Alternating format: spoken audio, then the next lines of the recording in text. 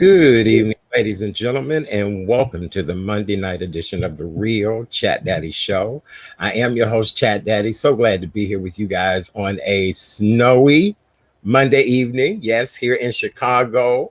Not only did it snow, but it was like snuffleupagus dandruff snow. Right. It was that type of snow today, and we kind of all thought because we had a great week last week, the weather was wonderful, that winter was gone, but it is not.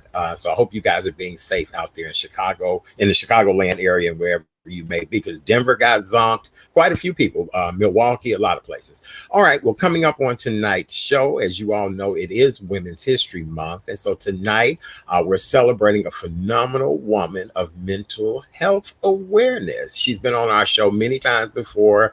We just love and adore her. She is Dr. Wanda Parker. And what's up, Dr. Wanda? No, this way, Hey. that way, this way. No, the other way. Okay, that's it. Right. Wait, Dr. Wanda, I can fix it. Hold on. Look, TV magic. I can fix that. Yay. She's that way. Yay. See? Hell yeah. See, there you are. Give it up, everybody, for the one and only Dr. Wanda Parker. Yay. What's happening, Doc? Thank you. Hey, yeah, it Hey. is snowing. I heard the snow hit so hard I could hear it against the window. So Yes. it really throws you off after you It had those nice days. yes, absolutely. So how you been? Happy Women's History Month, all that great stuff. I'm great. I'm great. I can't complain. I was just saying the other day to a friend that with everything, it's been so challenging this year, but I really do try to pride myself on being grateful for all the stuff that went right. It was a lot of stuff that went Yes. wrong, but all Yes. the stuff that went right. Right. Yes. Amen. Can you believe it's been a year? Last week was the official, as they would say, shutdown. The CDC, told us, this was officially a pandemic. Everybody battened down the hatches. And here we are 1 year later. Want to compliment you being a first responder, of a frontline worker. I remember you saying that mental health cases were on the uptick during this pandemic. You So, are. yeah, okay. And that's what I wanted to find out. How are you doing? And what are some of the needs our people are facing right now, 1 year out of this pandemic? So it's pretty much a lot of the same, but it's kind of like pandemic fatigue, COVID fatigue, because some people are trying to be strong and make it, and keep going. But it's been a year, and finances have been affected, relationships have been affected, their social outlets have been affected. That's hard. That's hard if you did it on a short term, let alone on such a large scale for such a long time. But the other thing that you see is you're seeing those folks on the front line getting fatigued too. They're getting burned out. I mean, Hmm. therapists, they said it's a such thing as called Zoom fatigue. I saw that on Yes. psychiatric website, psychological association. So it's like, you get drained even more so, not just from doing the work, right? Right. But also doing the work on Zoom, being on this television screen, for so many hours a Right. day, every day. Yes. Yes. Yeah. Well, that's funny you say that, doctor, because really, I tell people this is about as much exposure I need in the course of a day. When people want to tie me up in a million Zoom calls, when they want to listen, let's have a quick phone call, let's make it happen. I got a lot to do, and let me give my presence here and do what I do, and retire it at the end of the evening. And people don't understand that it's hard when you are in the public eye like that, Mhm. which, we'll talk about Meghan Markle and her interview. She sat down with Yeah. Oprah, legendary Oprah Winfrey, to talk about, what happened at the palace of all places. We're talking about the Queen's house, That's and right. allegations of racism, and just bad behavior all the way around. So I don't know. I don't even know what to say at this point. Well, we make it. We're survivors, though, right? And eventually things will come to a stable place, and we can focus more on thriving. But right now, we just got to survive Hmm. and look out for each other. So yeah. Okay. All right. Very good. Well, also coming up in the show, our good friend, Mr. Alan Tony Amberg, will be here with us tonight. He's co hosted here several times. He is a psychiatric nurse practitioner. Mm-hmm. Long story short, he's the bombdiggity.com. He and Dr. Wanda are just amazing together. And so tonight we felt My that we would buddy. dedicate our show entirely to mental health. We've gone through a year of a pandemic like no other, a lot of death, a lot of job loss, a lot of people Right. rediscovering themselves, finding new horizons, all of that. And so tonight we're just here to share the love and try to make everybody feel good. And our honoree this evening is Dr. Wanda, who's been here with us many times, and we just love and appreciate her. What does Women's History Month mean to you, Doc? You know what? I feel like many a times we are the cornerstone. We're the foundation. See? And so we hold things together. And I think, think about in past times and even now, women get a bad rap, right? We Uh, are supposedly being overly emotional and weak, but really, we the strong ones, then, uh-huh, uh-huh. and I'm not taking nothing from you now, okay? But Yes. we hold it together. We hold it Okay. down, and I think that we do it in a way where we can let somebody else get the bright light, and we hold it down from the back too. So we know how to do Okay. that as well. Okay, yeah, I will. I know some beautiful women that, smart, talented, funny. I mean, I'm thankful for Kay Renee and Miss Kim Coleman when, those ladies come on and help out. You, just any of the women who have been in my life, I'm truly appreciative of them because, as you said, in the forefront, but yet the backbone as well, too. And, somehow I think our relationships have gone a little off skew, and the one thing, that we want to reiterate to everybody is to seek some type of help, self-care, so that you can get these relationships back on track. Wouldn't you agree? I definitely say that.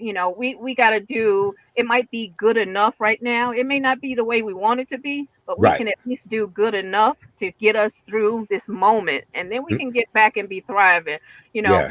I think that, kind of going back to women, though, as moms, like I was a single mom, being a single mom and pursuing a career and holding things down and trying to keep yourself together so that you could get it done. Those are some like superhero things, if I can say so Right. myself, right? Yes. They are. Yes. And I can even say that I look back a lot over my life and some of the other people that I know, women that I know, and it's like, man, how did they do that? Right. Right. Yeah. I don't know. It's all about resilience. It's all about, reinventing oneself. It's all about looking at things. I used to always look at things as half full, but then, it could be half empty and it could be on its way back to being full again. So, you just have to be optimistic with those type of situations. And I think that when you talk about reinventing yourself, then it's the challenging. I think Right. people always want to be comfortable. When you're struggling, you're not comfortable, right? Right. Because you're Hmm. struggling. But it Right. also produces growth if you allow it to.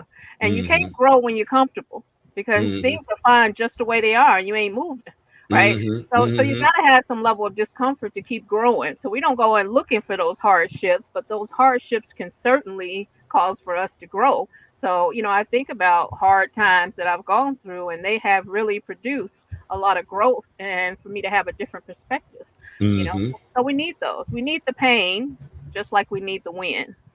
That almost sounds like a Frankie Beverly song. We need Do it. sunshine and rain. We be right. Look, all of that. I was getting ready to start rocking on you. I was Oh, go ahead. like, All right, then. right. I was like, wait a minute now. We need sunshine and rain, but no, I We do. get it. You makes good sense. You're absolutely right. All right. Okay.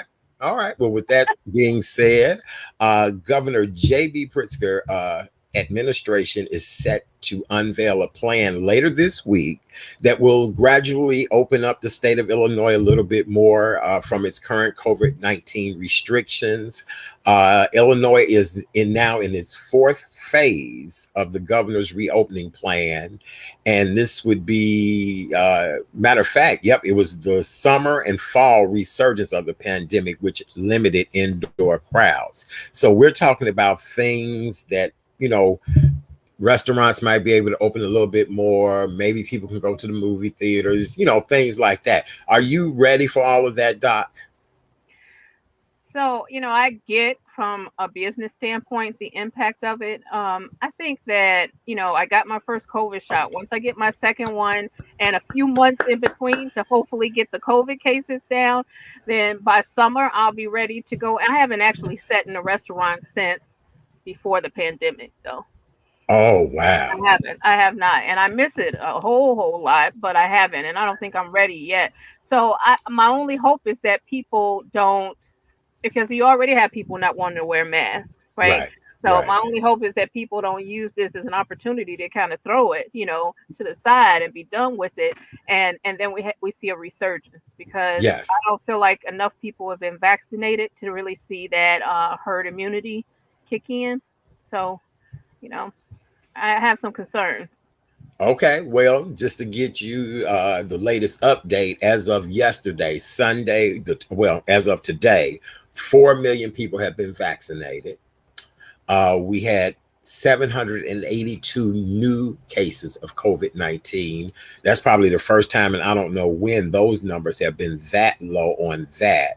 And we had 12 deaths. And so it does seem as if things are, on a upswing, as they would Mhm. say, and we mean in a positive direction this Right, time. right. Right. I don't know. Here's the deal. I've very much been in restaurants. I prefer al fresco dining, but I have been in restaurants recently.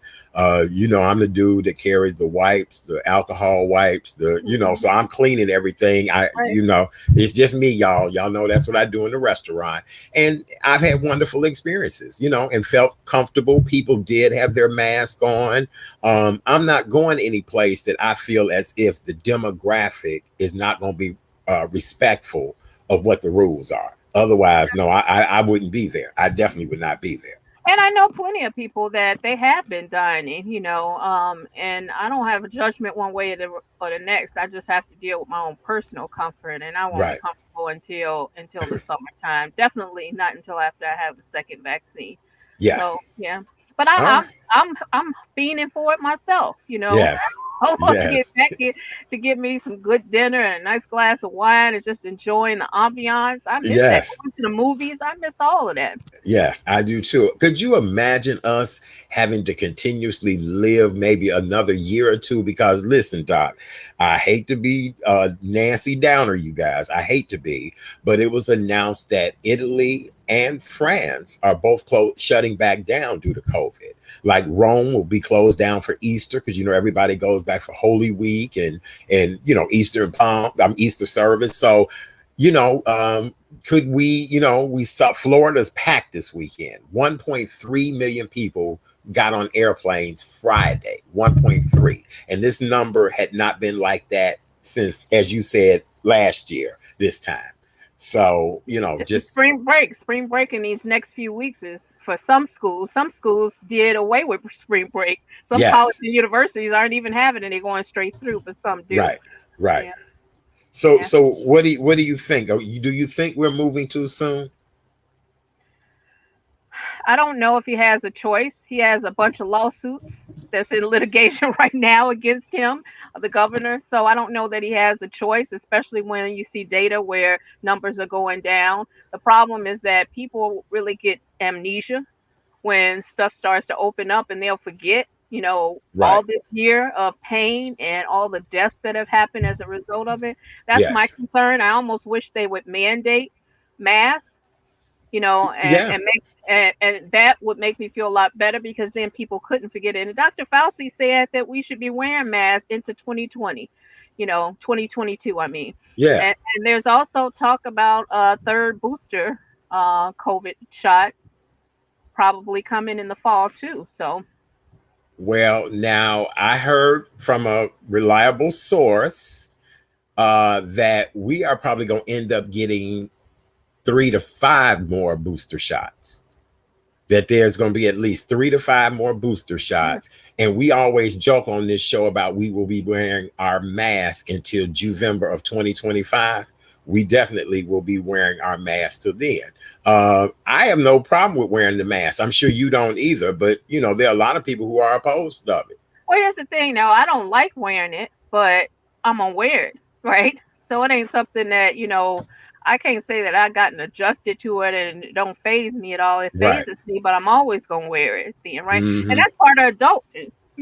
Adults understand there's things that we need to do. Not we can't do everything that we want to do. Right, right. Oh no, I agree with you 100% on Yeah. that. I do. All right. Well, remember, you guys, if you're trying to keep COVID at bay, we want to open the world back up. We want to do some things. It's simple. Wear a mask, social distance, sanitize. You know what we say on this show. We'll remind you guys later. Okay, so now, Doc, I'm hearing that the school system now is not requiring the 6 feet of distance, but 3 feet of distance. So now I do have some concern feeling that our young people might be the next, big round of COVID cases. And here's the deal. Did we hear of any type of child illnesses? Maybe what, polio with the last pandemic we had back? There was an illness that was a result of the pandemic back in, 100 years ago. Yeah. Yeah, and again, keep in mind that there's not a vaccine right now for the kids. So they're still working on that. I think we should be protective. They're not as concerned with the children as they are with some of the more vulnerable populations, but I mean, there are children who has lost their lives to COVID too. Right. So I think Mm-mm. that we can't rush things. When you rush things, sometimes you make mistakes. But I mean, it's a hard place to be in, right? Because Right. we've been out of sync for a whole year. Wow. And Watika just said Poland is closing back down as well too. And keep in mind, most of these places, Americans were banned there. I do know a few people who did change planes in Paris on an international trip during this pandemic, but no, interesting. I don't know. All right, Doc, you have anything in the news you want to talk about, bring up? No, I'm gonna flow with you. Okay, very good. Well, thank you for flowing with me, Doc. I appreciate you flowing with me. I'm telling you, we need to sing that song again. Sunshine and rain and yeah, all of that good I live stuff. my life by. Absolutely. Well, over the weekend, there was a drama between gospel singer Kirk Franklin and his 30-some-year-old son. Kirk Franklin and his son were having a conversation, and I guess Kirk Franklin had explained something to his son. The son didn't get it. Kirk Franklin went to tell the son really how it should have been explained to him, probably in the first place. And the son recorded it and has played the audio for people to hear of the most bereverent Kirk Franklin cussing. And I mean cussing good. And so, Doc, I'm sure you're going to probably give us the good and the bad of this situation, right? I always hate to see people try and work things out or fight in in plain sight of everybody else then, right? Because it just makes things worse. So now you have people saying now he ain't really no Christian. I mean, just because he cursed, like, folks don't do a million and one things behind closed doors that Right. they being filmed, right? But Yes. I always hate when that, because when you take it to the public, then it's so much harder to actually get to a place of working through Right. those issues then, because you got everybody weighing in and taking Hmm. sides, and it just gets bigger than it ever needed to be. Right. uh, but I also think that you have to be able to think about, because I mean, what I'm thinking about when I saw, and I only saw like a small clip of him, but he just seems really disconnected. And the son, I'm saying, Yes. Yes. disconnected. And so I'm like, what happened though? Because I'm not making a judgment one way or the other, but what's happened in that family? It wasn't about that conversation. The Right. break in that relationship and problems in that relationship was way before that taping happened. Yes. Yes. And so I'm like, Yes. what happened? What happened in Right. Right. Well, I'm sure he probably grew up very entitled. I'm sure he probably grew up, that spoiled brat of a celebrity. Most of the time, I hate to say this, and no offense to anybody who's a pastor's kid, but most of the time, people of authority, their children sometimes are the wayward ones. They are the ones that are a little bit more out there than people would believe. And I don't know if that's, because they're under the veil of the ministry and what my parents stand for and all of that. But I'm telling you, it could be. But we also and don't know what was going on behind closed doors then, right? interesting. I mean, there's a such thing called Johari's window, and it talks about having a public self and a private self, right? And a self that's yet to be, realized, right? And so we Wait, don't know Doc, you said what this called what again? Johari's window. Oh, well, look, that's getting ready to be my new name. Okay, thank you. Right. Thank you. I appreciate that. Right. Look, let me give me some. Yeah, okay, thank you. Very nice. Okay, so Johari's window. Right. So we don't know what his private self was. We know Kirk Franklin in the public. So we don't know what that looked like at home and how connected he was to his kids. He's been, very motivated, and I know he, was spiritual at least, but there's also stuff that's been in the media before, right? About, his, connections and maybe having, what other relationships and all that. We don't know what happened in the private that created this. It could be spoiled kid, or it could be a breakdown in that relationship and bond that happened, and that's why he has no loyalty, because when you do something like that, just feel like you don't have no loyalty. Right. When you do this, you have pretty much written off the relationship.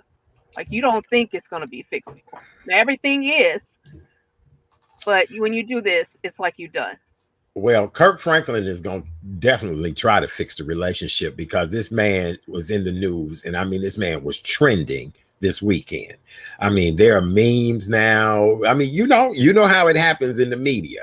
And so he definitely will try to repair this. But as you said, I really, it's probably a deep backstory on both sides, but I guarantee you entitlement had a lot to do with it, from just a young age. And then I guess there are other children maybe Kirk Franklin had that people kind of questioning as well too, like a daughter. I guess somebody was kind of asking me on social media, which I have no idea, and please don't quote me on that, but I was just trying to figure out, but then, okay, so let's be honest, Doc, if we look at all of these carjackings that are happening, all these 12, 13-year-olds just doing crazy, heinous crimes. We had a cop shot here in Chicago today. We don't know the situation behind that. People are really fearful.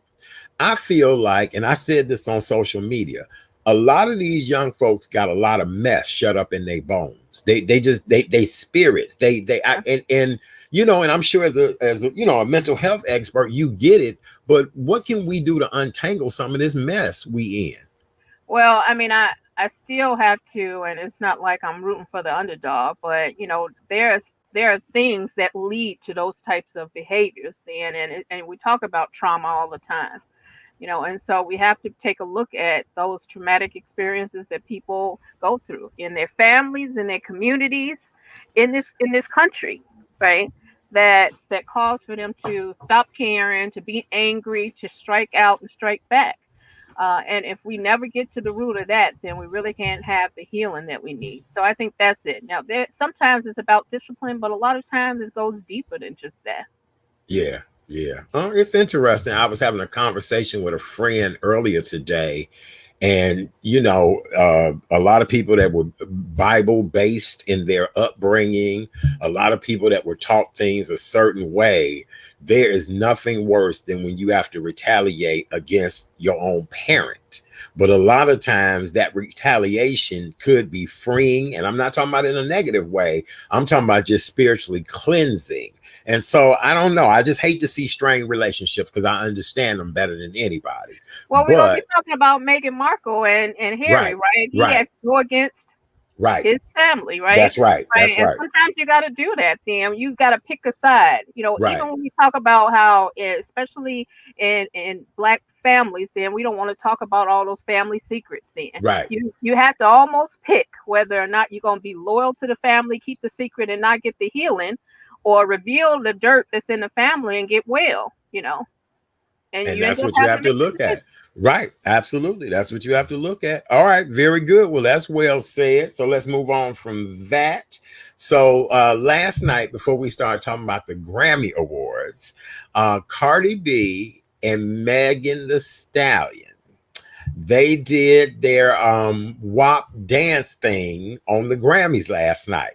And so, people were up in arms. People couldn't believe it. They wanted to boycott the Grammys. They throwing things at the TV. I saw the performance. I mean, it was what I thought it would be. Which is what? What did you think it would be? Well, wait, what do you say the name of that syndrome is? What's that? Whose window I'm looking in again? Jahari's window. Okay, so my other side of my Jahari's window thought it was hot as hell. But I mean, I love that world. I love everything that's about that world. You know what I'm saying? But for television, for family time, but then I guess the Grammys has always been that shock factor. You know what I'm saying? But it was a bit much, huh? It's always been an adult geared show, right? I guess, but people sit up and watch the Grammys with the whole family. People don't separate that. You know what I'm saying? They might rethink that now. right. You are a mess. You are a mess. That is a hot mess. Well, I don't know. What do you think? Well, here's the thing. I think that people can see it on the internet and they can see it on the show. If you don't like it, then you turn it off. And it really is that simple. All these people want to rally and boycott. I always feel like that's wasted energy. I always say, you got so much energy. You really want to spend some time doing that then. If you don't like something, then don't be a party to it. Turn it off, turn it back on when they get done performing. I think that it's just people rally around, I think, the wrong things. Right. Mm-hmm. Okay. All right. Well, with that being said, congratulations to Miss Megan Thee Stallion. She walked away with Best New Artist last night at the Grammys. She had on, you know what? I'm going to have to give Megan credit, though. She does have a beautiful body. She's 26 years old. So, I mean, she's at that prime, at that age. Oh, absolutely. She's just as gorgeous as she wants to be. So she had on an amazing orange Dolce & Gabbana gown last night. She stood there next to her idol, her fellow Houstonian, Beyoncé, and she said, ever since she started in this business, she always wanted to do something with Beyoncé.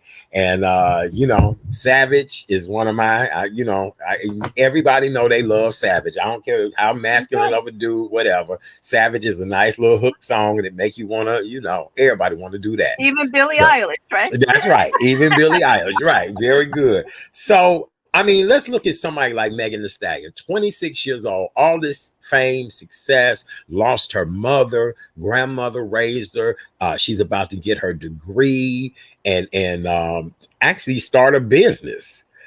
I find it so refreshing that this younger demographic, they're not sticking like here she is, an award-winning multi-million-dollar artist, but she still wants a career and is finishing school. And then she had that run-in with what's his name? Who was the one with the gun and the shooting and all that? We won't forget about that now. Right. I forgot about that. I know you'd help me with that. Yes.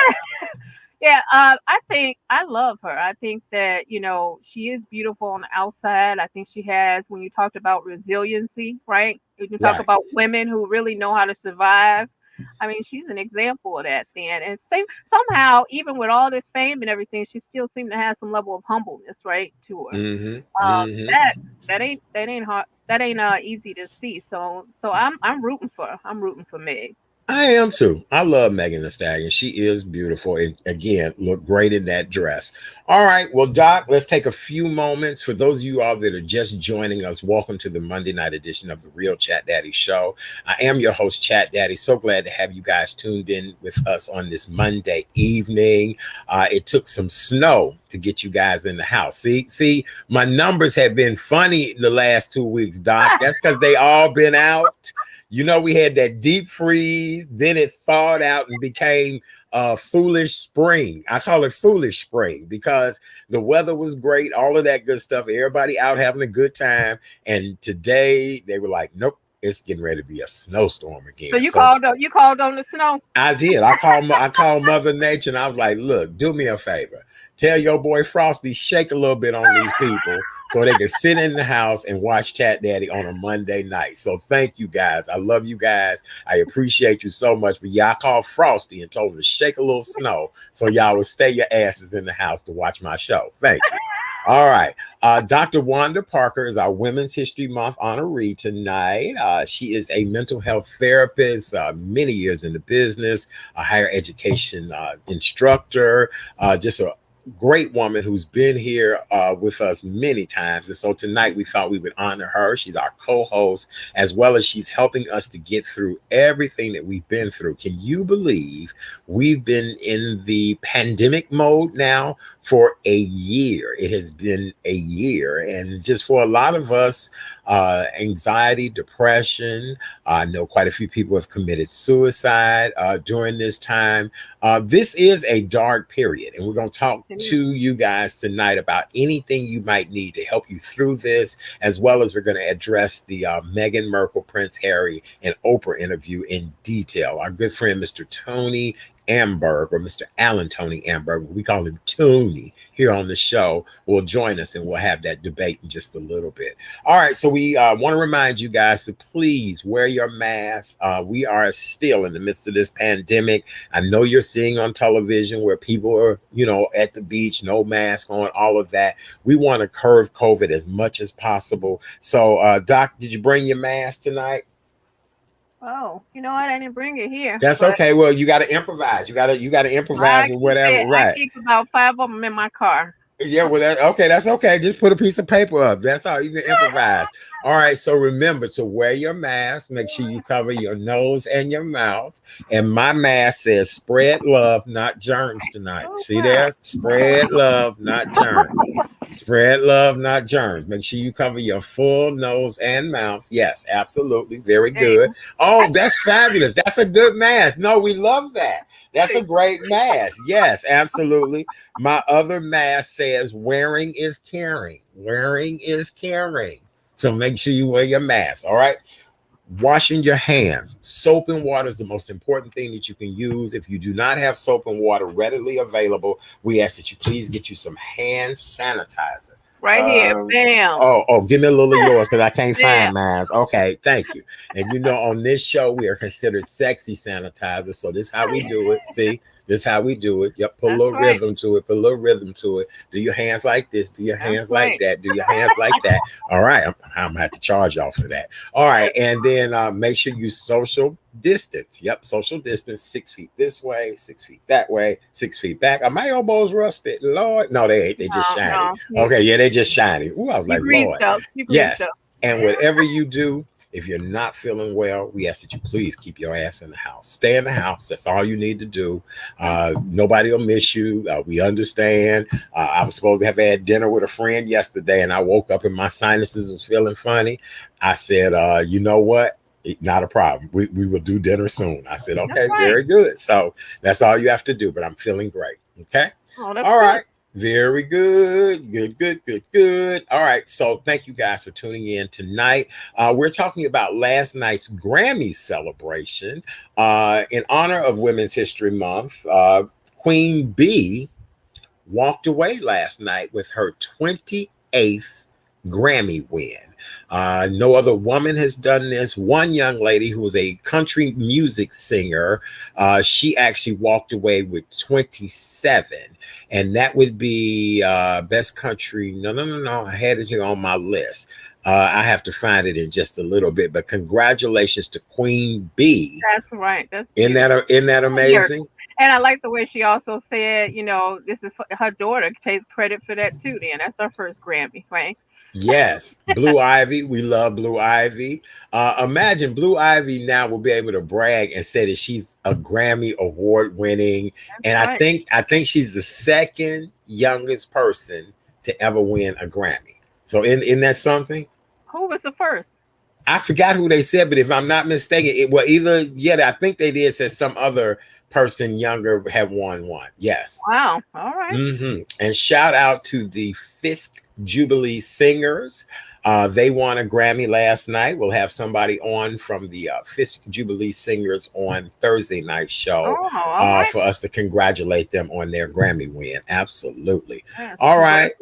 Anything else from the Grammys last night? You know what? I like the mask. Did you see all the beautiful masks that they had Yes, at the Met House? yes, I like that. That was yes, cool. That was really yes. cool too. It was. It was very beautiful. Taylor Swift looked amazing in hers. I thought Beyonce and Jay-Z looked absolutely great. Now, Doc, Uh-oh. seeing that we both have locks, you know what I'm saying? Right. I have Right. mine's up. It's ponytail season for me, and your long tresses, they look great.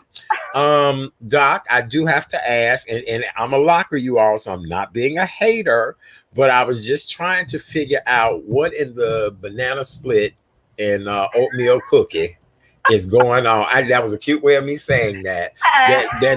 With some chocolate ice cream swirl on it is going on with Jay-Z's head. What is going on with that man's head?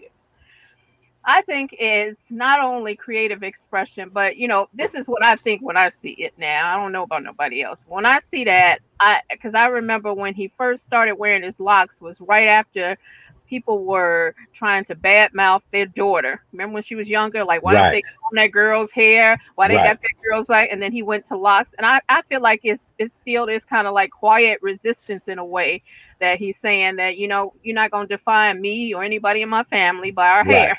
right. And so for that, I love it. Now I don't know if that's his mind behind it, but that's what I think when I see it. Yeah. Okay. Somebody was telling me that I guess he's channeling Nat Turner and being a pioneer and and here's the deal. Everyone, once they get to be a certain age, makes a transition period. The locking for me was a transition. It was a great transition that I've made and very happy. And it's a shock to most people because I was very conservative for a long time with my hairstyles. But I absolutely love it. And I get what Jay-Z is trying to do. I think we're just all taken back that he looked like the Weeknd by the head. You know what I'm saying? Because the Weeknd, I don't get his either. But I've seen people with that. It just looked, I don't know. It looks just a fool of me. But that's just me now. That's just me. Well, and I love the freedom though, because the reality is that none of us we don't have his money, right? And so who gonna judge him? And who does it even matter? He doesn't even matter to Right. him, right? Because he's still gonna make his money Right. and it's not gonna stop anything. He gonna enjoy his life, and so he's not defined by it. I think it's freeing when you get to the place where you're not letting people judge you. You can do what you feel like, whether it Right. looks good or not. Right. Whether it's aesthetically pleasing or not. You're just being free. Yes. All right. Well, Doc, one of our viewers has actually posted a question on my other social media platform, and Okay. they want to know, how do you overcome the fear of the vaccine? There are some people who are just not ready to get it, won't get it.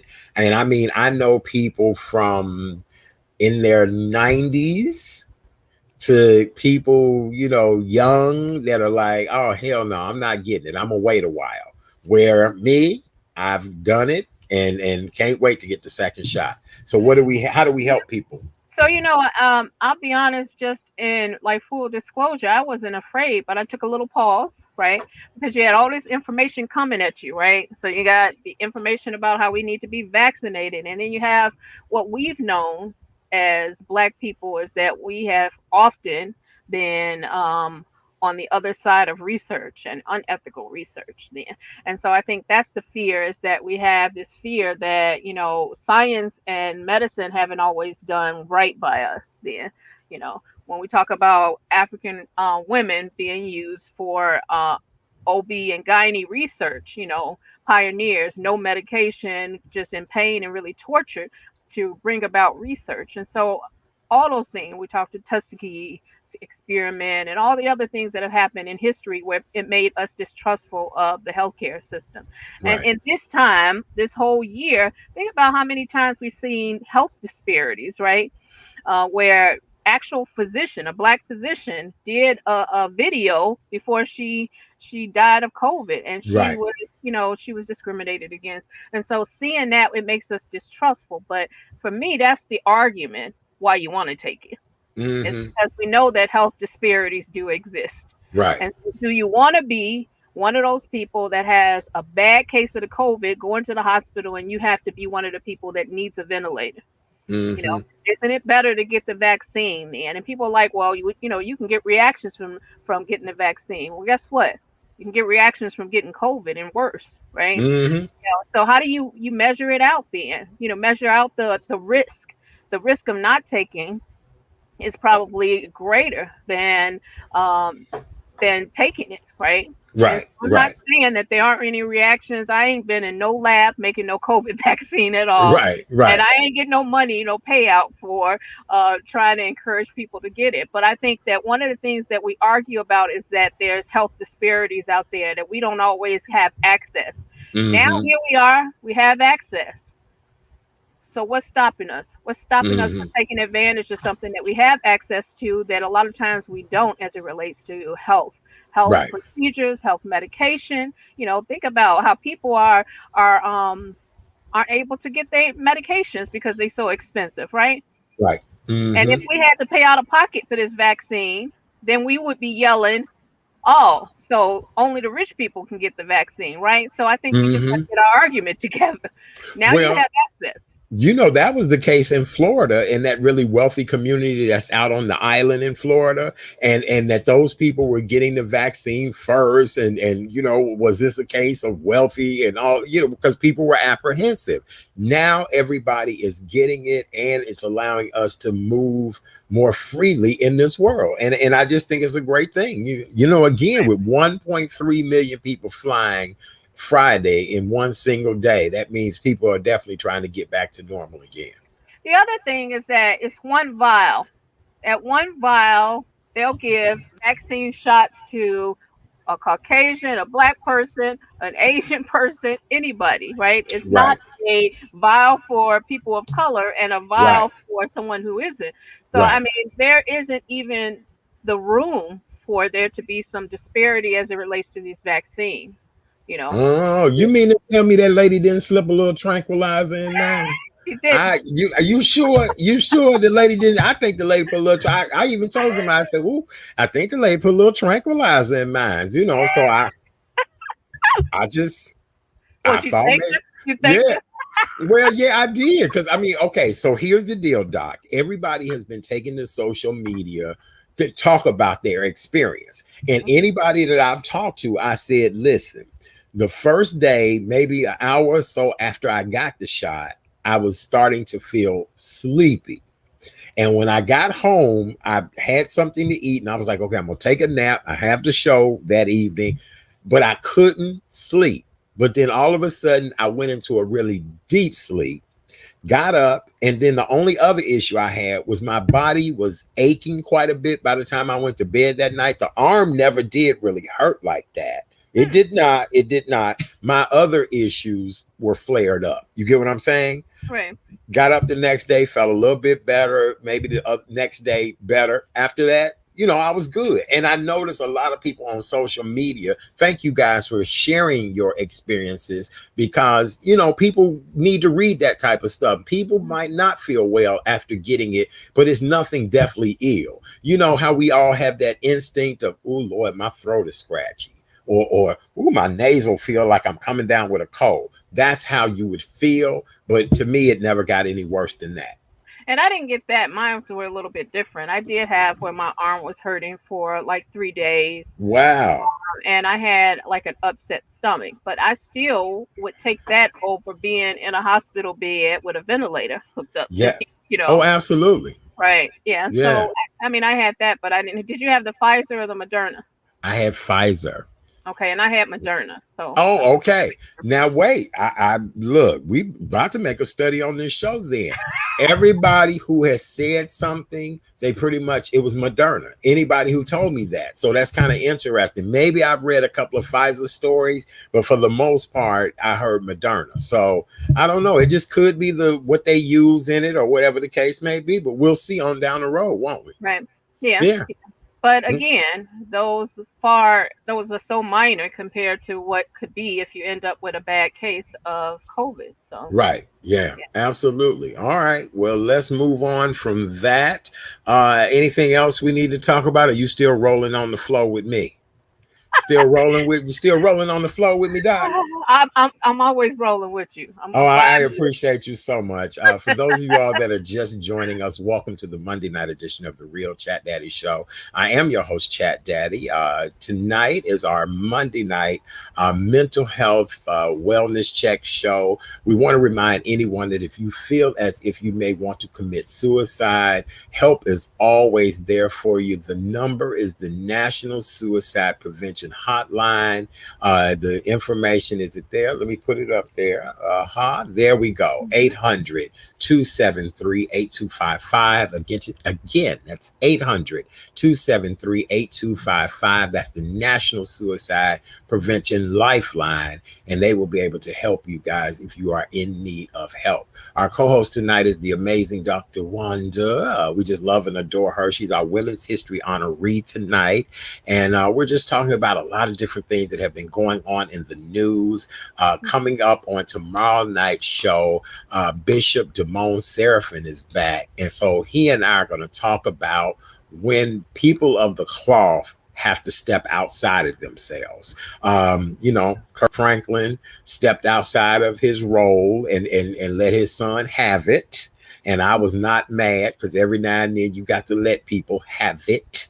And having it causes for some cussing and words that, may not be the most beautiful words you've ever heard, but sometimes it merits that. So we'll talk about the Kirk Franklin situation with Bishop Damone Seraphin tomorrow night. And then, oh boy, we have quite a few wonderful people coming by to see us. As the world is opening back up, a lot of people have started new businesses. A lot of people are doing things differently. How do you attract and bring customers and clients back? So tomorrow night we have a young lady who has now become a veteran in the public relations industry. Miss Michelle Mackey will be here with us tomorrow night. She is the CEO and founder of Mackey Media Relations, and just her team, they do a great job, and their client base is amazing. So she'll be here tomorrow night. And then we'll also meet a young lady who wants you to understand what your worth is. And this is for the ladies, but for a lot of the men, this conversation is going to be the bomb. She is a coach that helps people to get to where they need to be. And see, you need to start earning your worth. And so we're going to talk about that tomorrow night. All right. Is that all? Great lineup. Well, tonight is the better lineup. I mean, not that tomorrow night won't be a great lineup, but you're the lineup tonight. We appreciate tomorrow night's going to be amazing. Yes, we are. We are. Well, we making it a good in week. this pandemic, I know that you started your own show. I actually started my own practice. I still see patients with the group practice during this pandemic as well. So I always say that, while we may have suffered loss and went through a lot of pain, there was also some things that were birthed in that pain too. Right? Yeah. No, this show will be 1 year old very soon. And so we'll have to have a 1 year birthday party. And, absolutely. And I tell people the funniest thing is this show has organically grew on all of us. Again, I've had audiences of thousands and thousands listening, and this is the people who are faithful, loyal. I appreciate all of the people who tune in, and do me a favor, hit that share and start a watch party. Go over to YouTube, hit that like the Real Chat Daddy Show button. But no, I'm very happy about this, and I'm trying to figure out how can this product grow and be bigger and better. Create a network. Yes. Right. Yes. And so you didn't know that this was coming, but it was around the corner. Waiting on you. I thank you. Thank you. Yes. Grateful. Right. Absolutely. So with that being said, all right. Dr. Wanda Parker's in the co-host seat tonight. Mr. Alan Tony Amberg will be joining us in just a little bit. We're going to talk about the Oprah Winfrey interview that took place 2 weeks ago. Actually, was it last Sunday? Yeah, believe it or not, it was just a week ago. Man, it seems like a long time. She sat down to talk with Prince Harry and his wife, Meghan Markle, and we learned a lot of things. They dropped a lot of bombs in that conversation, and so we're going to pick it all apart and, just see how it all works. Doc, as we continue on with the show, I want to find out what made you go into this field. You've been in this field for quite a while now, and just the life of someone. How do you keep balance when you're always trying to help other people Hmm. find their balance? You know what? I'm a believer in self care. I mean, like I told you before, I'll be on vacation next week. It'll be a staycation, but self care. But I think you got to steal moments then, and you got to be able to have clear boundaries. So you got to be able to say no, and you got to shut things off and do things that make you feel good, even if they small things. Watching a show, watching a movie, having a scented bubble bath, lighting a candle, listening to music, all those things that really kind of like enhance and refuel. I'm big on that then, and I've been in the field over 20 years, and I've never had burnout from doing the work that I do, and I think it's because of the balance. Now, I'll clarify, I've never been burned out from working with the patients. I've had some feelings with working with certain colleagues throughout the years, Hmm. but it's never been the people that needed the help that I was offering help to. It was the people sometimes that are supposed to be standing by your side doing the work that were, unhealthy. Right, But I love the work. I right, love it, and so I think about Judge Mathis says, find something you like doing and find a way to get paid for it. And that's right. how I feel like this is that, right, for me. Hmm. And, Yeah. um, and as far as how I got in, you know what? When I took my first psychology class in high school, it was like that's it. That's what I want to do. And that stayed with me. And I took, some curvy roads to get there, but I knew it ever since I took my first psychology class. Really. Yeah. That's so interesting. It really is. I think it's fascinating. I don't know, the study of human, nature and just how people are. I do think it's fascinating. I really, really do, and always And it's an have. art. It's an art. People Yes, think that you just go to therapy just to talk to somebody. You can talk to anybody. It's an art. yes, And I always have this thing that when people walk out of the office or leave out of the session, that they leave with something that they didn't have before they came in. That's my right. motto. And otherwise, Hmm. I feel like I'm not high myself or causing myself to be at the highest standard that I should be, because you never know if you're going to see somebody again. So make That's sure they true. take away from something. So some therapists have a different approach. They feel like, well, it take 3, 6 sessions before they start seeing. And I'm like, no, after every session, people should leave that session with something that they can, an actionable thing that they can work on, or some insight that they didn't have before they went into the office. Otherwise, you're not doing your job. At least you're not doing it as well as you should be. Right. That's just my model. So, I agree. No, I agree with you 100%. And I think, therapy used to be taboo for such a long time. mhm. And now I'm finding, and this is just before this pandemic. And I think now this pandemic has really forced people to seek it, but it's now becoming trendy for people to say therapy or my therapist or my, whatever the case may be, and not be judged. And then I've had a lot of people, friends of mine in the industry, that, more and more people that look like us are now seeking therapy, but I'm sure it's not where it should be, right? It's not where it should be, but it is blowing up. I mean, I even like, I'm credentialed, one of the insurance I'm credentialed with is Blue Cross. And they send, they have a lot of folks that are African American professionals who want to have an African American therapist. They don't want Right. to sit across somebody who's not going to understand their experience. And so I get a lot of referrals from there. I've never advertised for my practice, and it's booming. Hmm. Uh, because of that, then word of mouth, right? Because when you have a good experience, like if you go to a good restaurant, don't you spread that Right, information? right, you know right, so if right. you need a publicist and you have somebody that's excellent at that, and so a lot of stuff has been spread word of mouth. But people do, they know, they talk, right? And they say, I've been battling with this, and you say, girl, I've been battling with too. And so it's more of an open conversation and dialogue now, right? I Hmm. don't have to be ashamed that I've been feeling anxious or depressed now, because guess what? Most people can relate to that at some point in their life. Then you don't have Absolutely. to hide that you have relationship issues. Then think about with social media, people put on a face that don't always exist, right? Personally and in their relationships. You're Right, like, man, I'm a therapist and your relationship is that beautiful, and then next thing you know, you don't see them for long, and then their status change, right? right, right. From I in a love you. relationship to single. I I mean, that's you, not. you know what? Doc, see now, I need to have you back for a whole evening just to talk about this particular situation. Hmm. This 1 year time that we have been in this pandemic, I have learned a lot of things about a lot of people, and it was basically through social media. I've learned narcissism. I've learned shallowness. I've learned pettiness. Just so many things that you can watch in people's social media posts, how Yep. they have been behaving, what they say, what they do, all of that. That it's just unbelievable to me. It just really, really is. And I guess we live in a world now where everybody needs other people's validation. I know a young lady that recently started therapy and came home and discussed on Instagram what happened in her therapy session. I looked and I said, fix it, Jesus.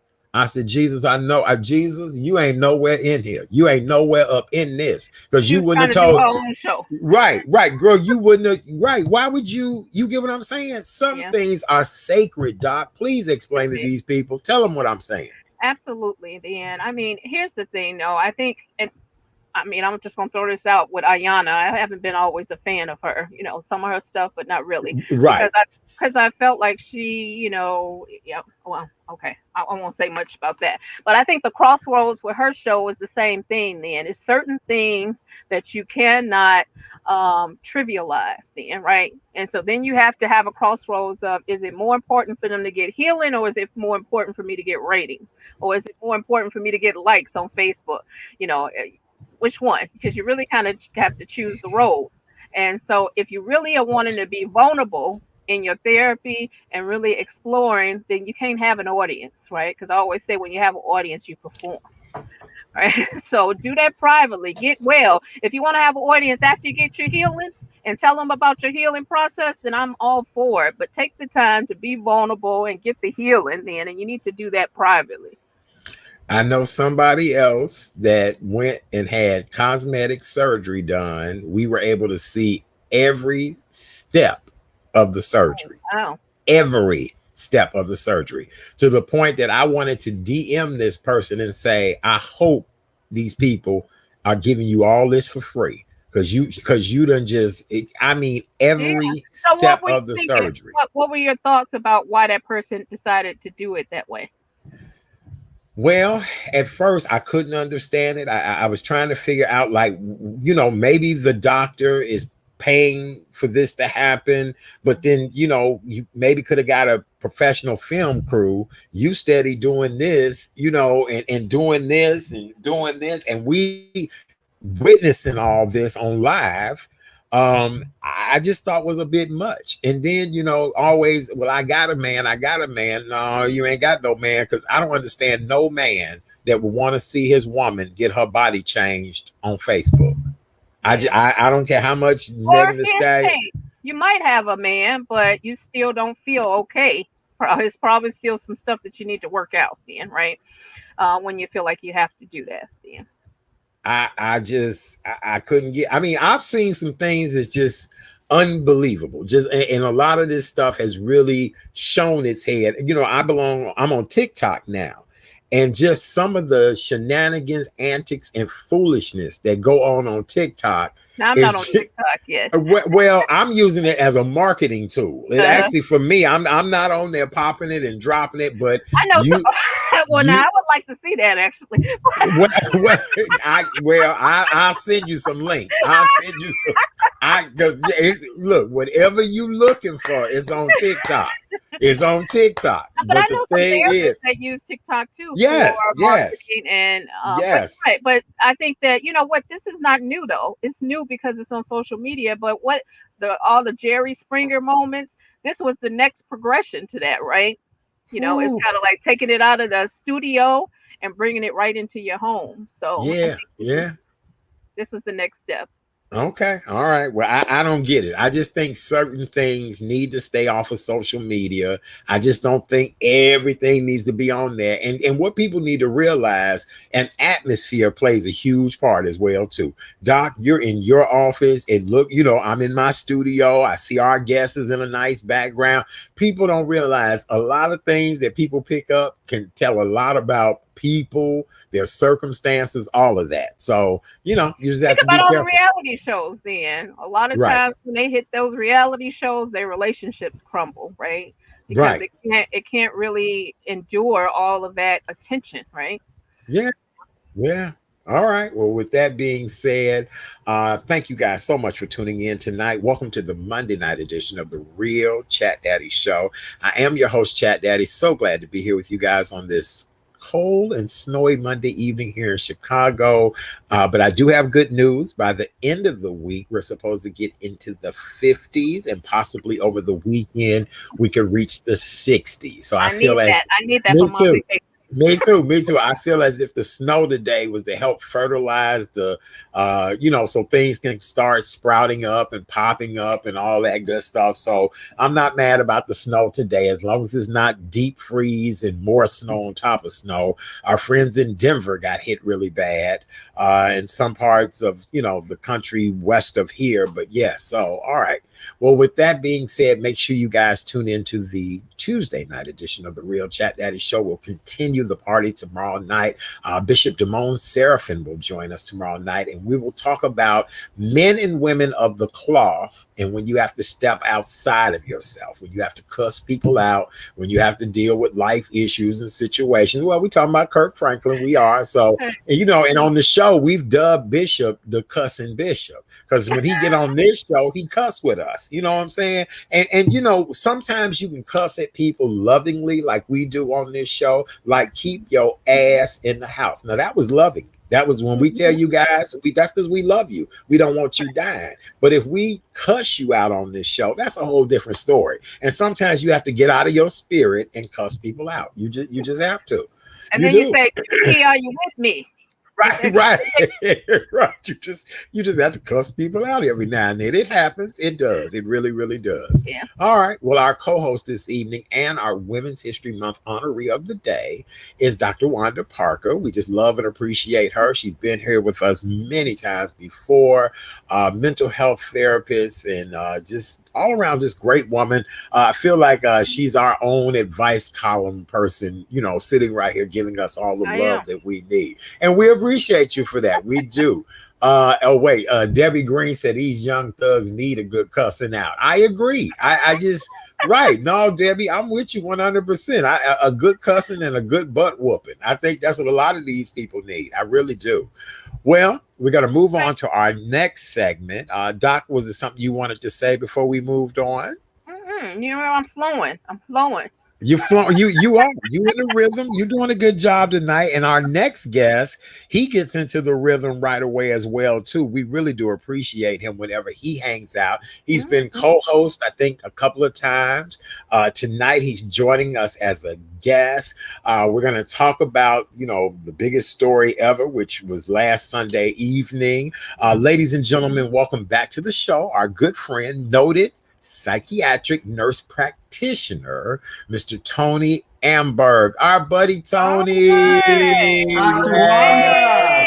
Dr. Hey. Wanda. How you Hello, doing, my Chad buddy? Daddy. Hey, Tony. Happy New Year. How are you? So I thought when you were talking about the men of the cloth, you were referring to my snazzy dress. See, no, you look good. You do look great, Tony. Suspenders. And then you got nature in the background. I mean, That's it. I'm feeling That's Yes. it. Well, Tony, the jungle is behind me, and there's wildlife around here somewhere. very good. Very good. Well, Tony, how have you been enduring? I'm sure you've been busy at work, but how's everything? You doing okay? You know what? I'm doing great, and I'm so grateful for what's been going on. And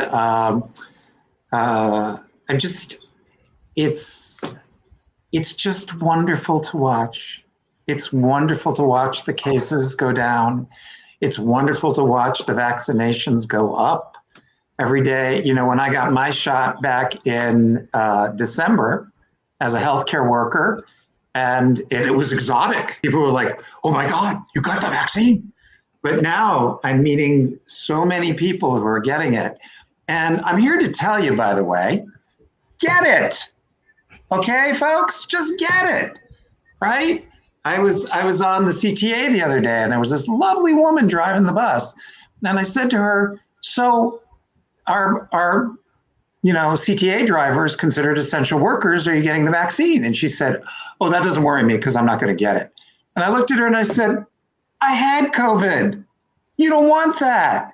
You're important. Without you, I don't get to work. So please take care of yourself. Get the shot. Do it. I mean, the only one person I know has had side effects from it. Really? And so you've only known one person? Yeah, my husband. Okay. And you know what? Those were over in 24 hours. He felt bad for 24 hours and then gone.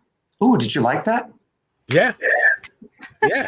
Well, I had 3 days, but it wasn't bad. It wasn't. My arm was sore, and I had a little upset stomach, but it wasn't bad. And it's definitely not as bad as being in a hospital on a ventilator. So, you just kind of put it in perspective and, Yes, ma'am.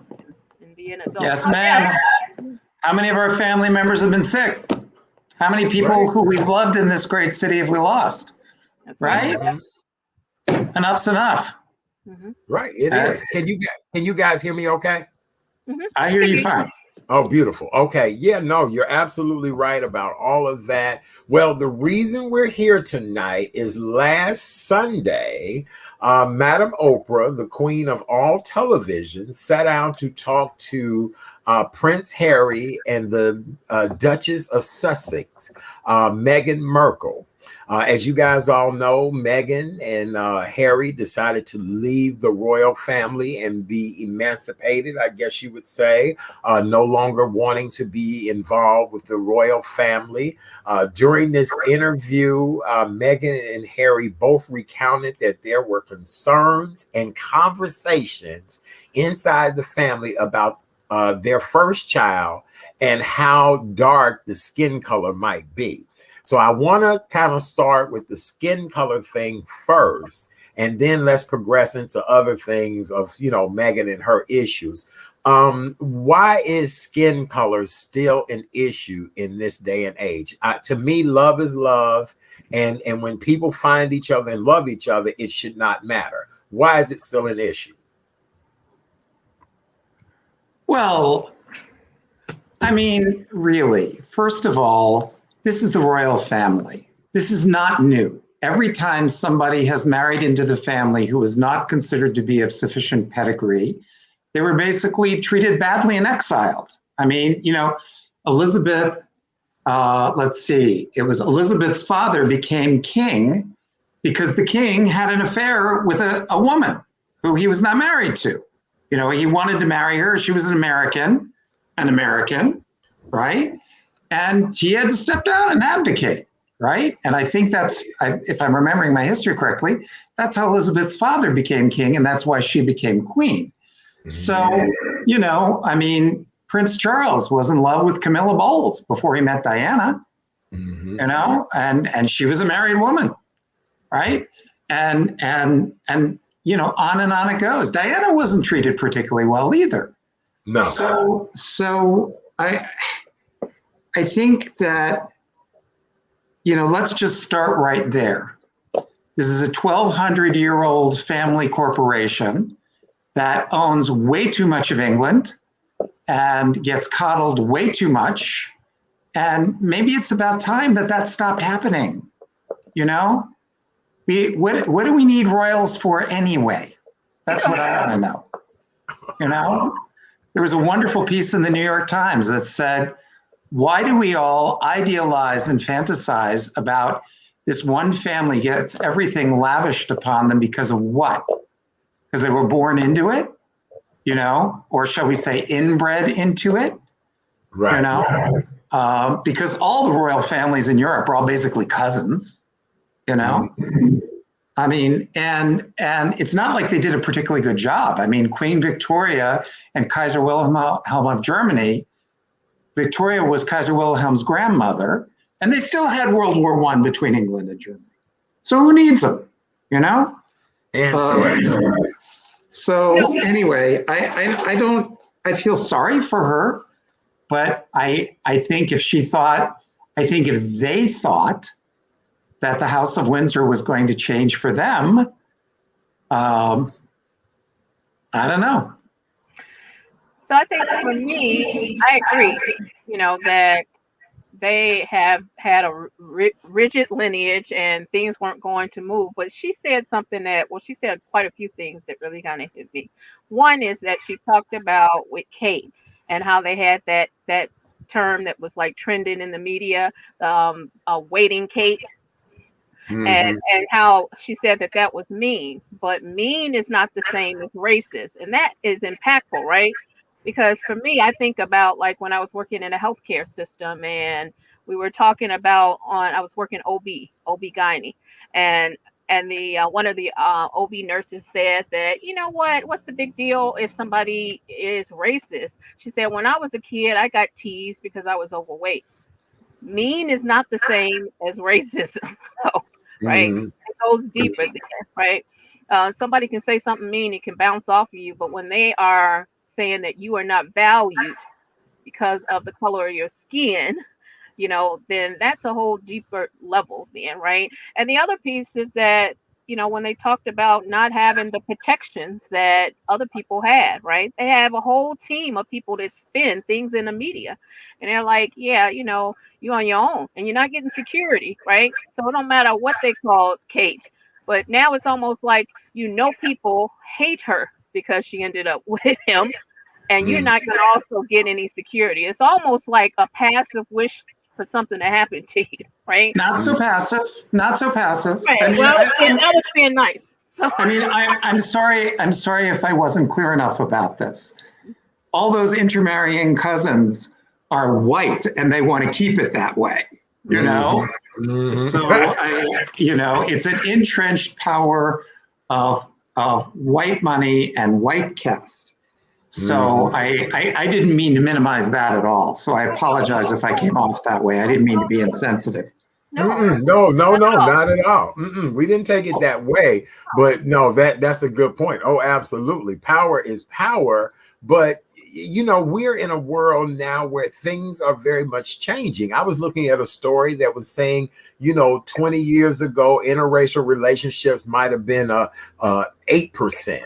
Where in this day and age, interracial relationships are now at like 19-20%. I know every commercial we look at, there's an interracial couple. You don't see two black people other than in that cookie dough and rock and roll. What's that? The Geico commercial, a black husband and wife. Rest of these commercials are interracial. So, I don't know why the royal family would have such an issue with that blood being mixed. Well, I mean, I thought Meghan said something really beautiful where she said, so much of the Commonwealth is in Africa, it's India, it's countries where, a lot more people than England, far more people in the parts of the Commonwealth that are predominantly Black and Asian than there are in England. And yes, having somebody who, representation matters. But this is,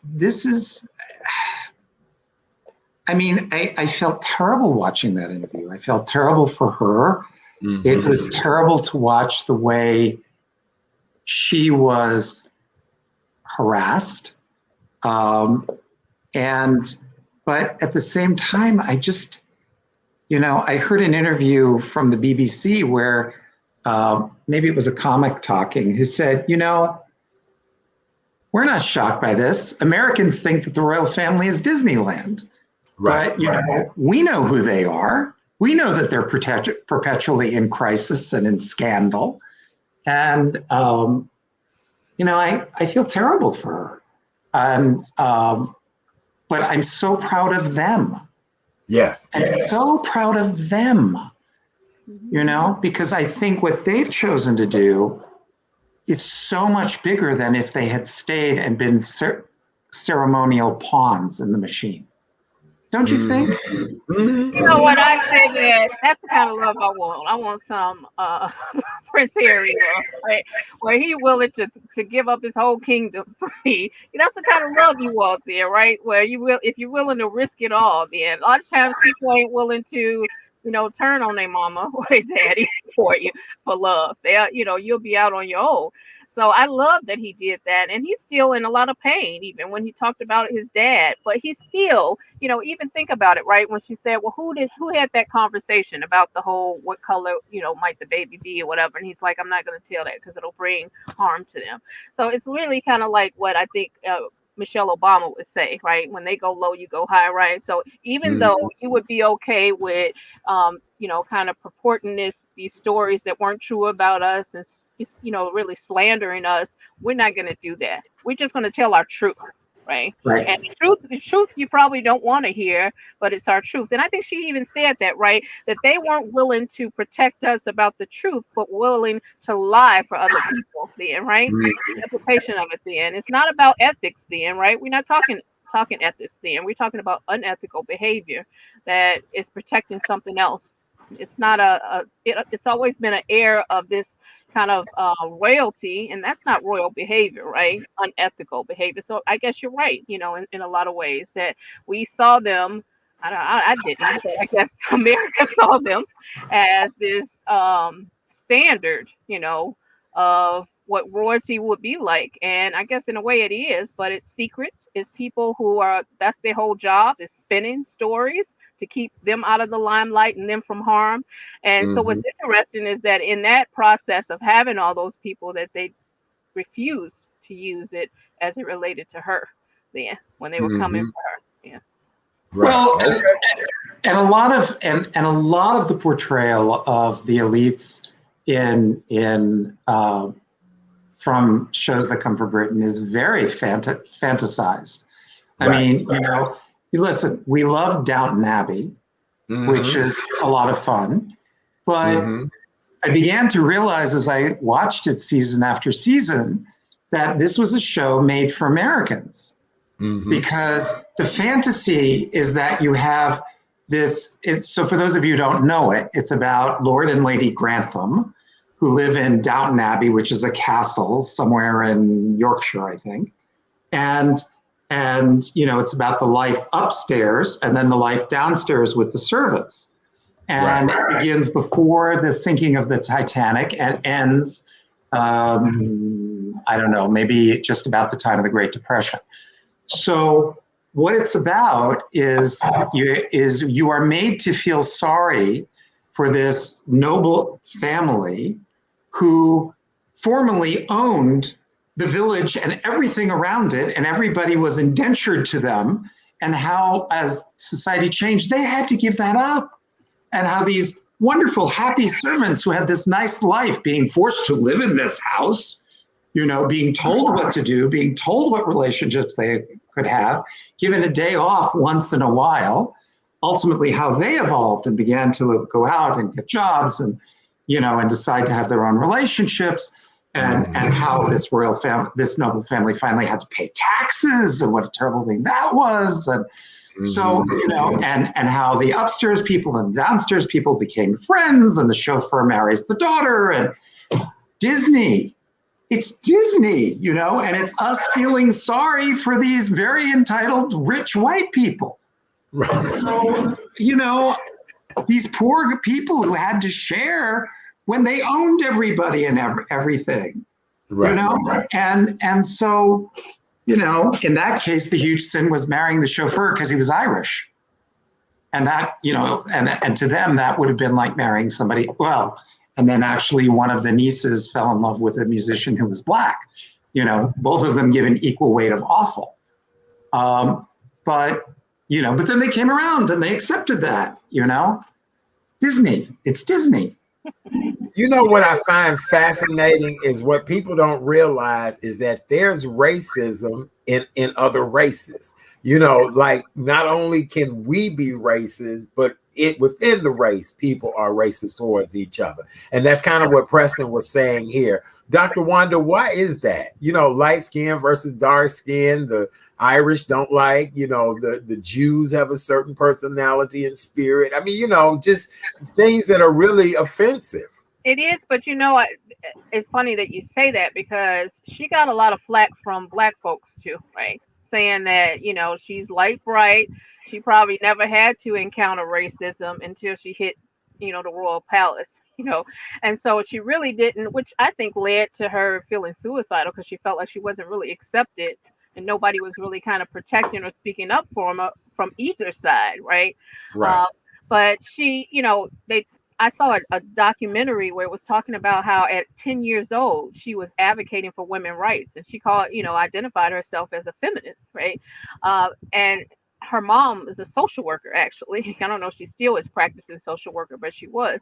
But so it was interesting because it was always about, how do you really kind of root for the underdog and those people that are underserved, underrepresented, and be able to really kind of give voice to them. So somebody like that, a strong Black woman, whether people saw her as that or not, coming in contact with a very strong royal family, and they almost broke her, Right. And it was one really, really impactful part where she said that here I am, in essence, this strong Black woman feminist, and I'm silent. And then Oprah said, "Were you silent or were you silenced?" And that was deep, right? And she's like, "I was silenced." Yeah. So, think about how in life we have people that will come into our life that will silence us. Then they'll tell us that, you shouldn't be saying that. You shouldn't have a voice or an opinion about that. If you do, keep it to yourself. We go through life like that, and then people lose their spirit in relationships. What I like is that he was strong enough, maybe vulnerable enough to say this isn't right, and to tell his truth, right? Because the implications for him are far greater than they are for her. And he said that I was trapped. And basically, whether my dad or brother know, they're trapped too.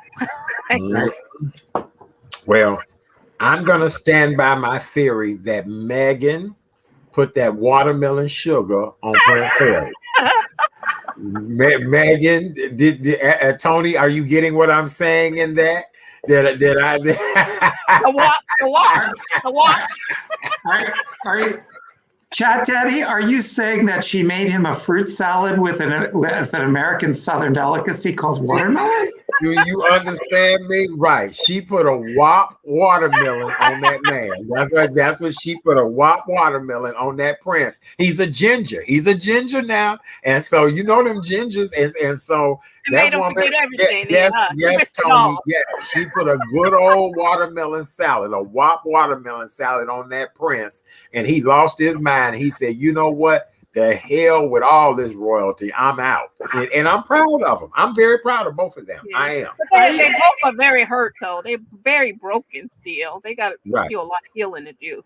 But, I think the thing that's interesting in this is, bringing it back around. So I think one of the things that I've been seeing a lot in patients that have been, Watika, I want to come back to your comment in a moment because that happens to a lot of people who are in between. By the way, let's just, take an aside here and say another strong feminist, proud, mixed race woman who is telling it like it is. You go, Kamala Harris. Yeah.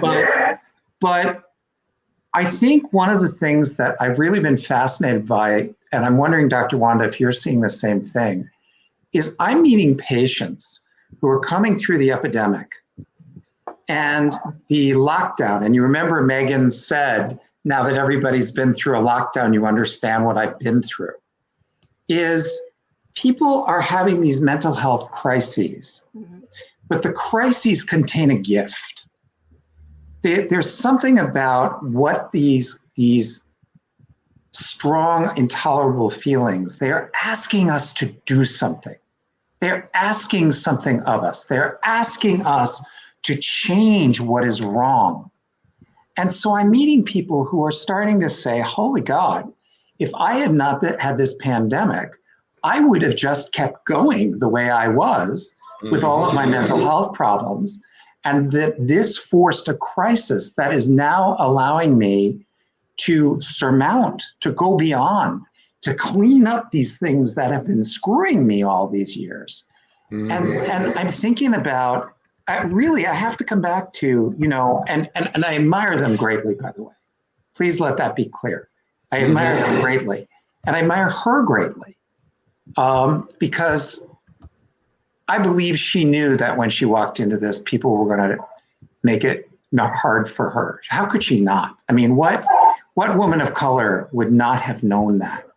And I'm sorry, Dr. Wanda, I apologize. I'm a white guy saying that, but I just have to believe. I agree with you. What I think she didn't know, though, is that she wasn't strong enough to withstand that. I think that she thought she was strong enough to deal with that, and that she would break them before they would break her. I believe that.